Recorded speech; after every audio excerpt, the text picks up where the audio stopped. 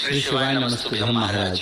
आप सभी लोग जानते हैं कि इस बार रामनवमी को लेकर लोगों के मन में बहुत बड़ा कंफ्यूजन बना हुआ है, क्योंकि कुछ लोग रामनवमी 26 मार्च को मान रहे हैं और कुछ लोग रामनवमी 27 मार्च को मान रहे हैं।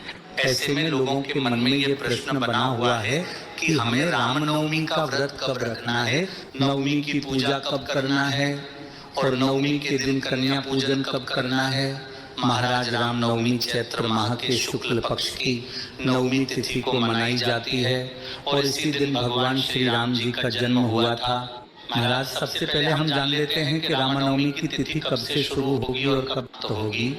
महाराज चैत्र नवरात्रि की नवमी तिथि की शुरुआत 26 मार्च को सुबह 11:50 से होगी और नवमी तिथि की समाप्ति 27 मार्च को सुबह 10:07 पर होगी। ऐसे में नवमी तिथि 2 दिन पड़ रही है। महाराज, अगर देखा जाए तो खुदाया तिथि के अनुसार तो 27 मार्च को ही नवमी तिथि मान्य रहेगी, पर 26 मार्च को दोपहर 12 बजे के बाद से ही नवमी तिथि शुरू हो रही है, जो कि पूरे दिन रहने वाली है। पर 27 मार्च को सुबह 10:07 नवमी तिथि समाप्त हो जाएगी। इसके बाद दशमी तिथि शुरू हो जाएगी। ऐसे में अब प्रश्न यह है कि नवमी का व्रत किस दिन रखा जाएगा।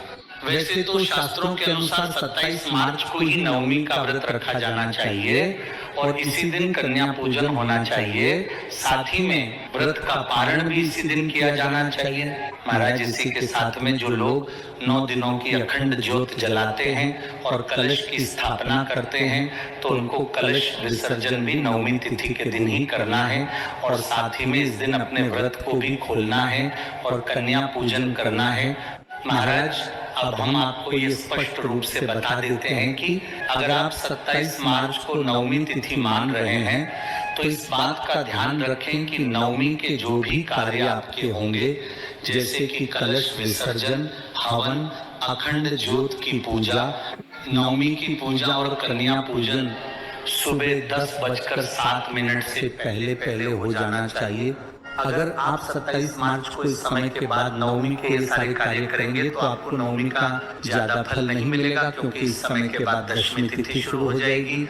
महाराज, वहीं अगर आप लोग 26 मार्च को नवमी तिथि मान रहे हैं तो इस बात का ध्यान रखें कि इस दिन सुबह 11:50 के बाद से ही नवमी तिथि शुरू होगी।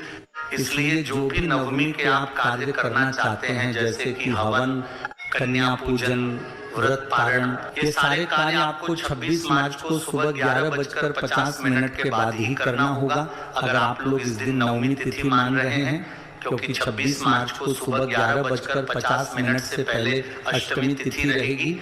महाराज, जिन लोगों के घर में नवमी की पूजा होती है या नवमी पूजी जाती है और यह पूजा आपके घर में रात के समय होती है, तो नवमी की यह पूजा आपको 26 मार्च की रात को करना होगा, क्योंकि इसी समय में नवमी तिथि की रात का समय आ रहा है।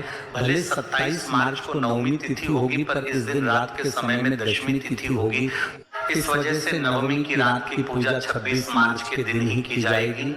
महाराज, वैसे देखा जाए तो नवमी 26 मार्च को भी होगी और 27 मार्च को भी होगी, तो दोनों दिनों में से जिस भी दिन आप नवमी तिथि मानेंगे वह नियमों के हिसाब से ही मानिएगा। महाराज, अगर आप 26 मार्च को नवमी तिथि का कन्या पूजन कर रहे हैं तो आप दोपहर 12 बजे से दोपहर 2 बजे के बीच में करिएगा। वही अगर आप 27 मार्च को नवमी तिथि का कन्या पूजन कर रहे हैं तो आप सुबह सूर्योदय के बाद से सुबह 10 बजे तक कन्या पूजन और कन्या भोजन करा सकते हैं।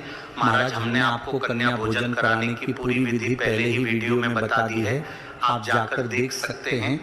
अब हम आशा करते हैं कि आपको नवमी और महानवमी को लेकर जो भी मन में प्रश्न थे उनका आपको जवाब मिल गया होगा। पर अभी भी अगर आपके मन में कोई प्रश्न है तो वह आप हमसे कमेंट करके पूछ सकते हैं। आप ये वीडियो कहाँ से देख रहे हैं कमेंट में जरूर बताएं। श्री शिवाय नमस्तुभ्यम महाराज।